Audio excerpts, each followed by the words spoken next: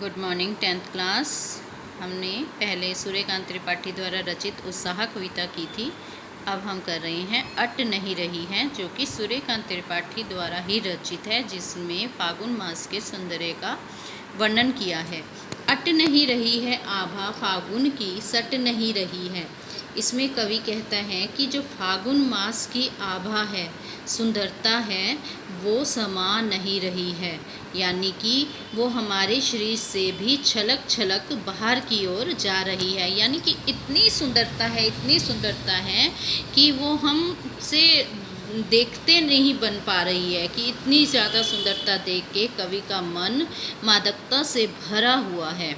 कहीं सांस लेते हो, कवि कहता है कि थोड़ी सी भी हवा का झोंका आ जाता है तो ऐसे लगता है कि तुम एक लंबी सांस ले रहे हो और हर घर में तुम्हारे सांसों की खुशबू फैल रही हो।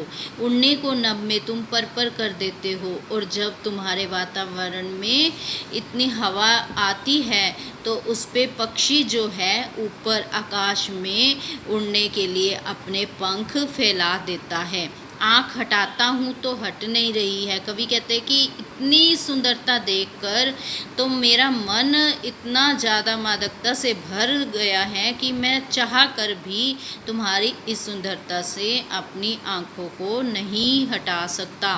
पत्तों से लदी डाल, कवि कहते हैं कि जैसे ही फागुन मास आया है, उसकी सुंदरता इतनी ज़्यादा बढ़ गई है। चारों तरफ नए नए पत्ते आ गए हैं, सभी डालियां पत्तों से भर गई हैं।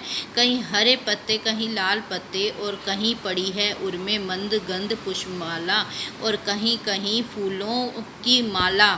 ऐसे लगता है कि सुगंधित फूलों की माला वृक्षों पर पड़ गई हो। कहने का क्या भाव है कि जगह जगह इतने सुंदर सुंदर फूल आ गए हैं, जिसे देखकर कवि कह रहा है कि इतनी शोभा देखकर उससे ये पट नहीं रही है, मतलब वो इसे समा नहीं पा रहा। इतनी सुंदरता देखकर उसका मन और भी ज़्यादा आनंदित होता जा रहा है।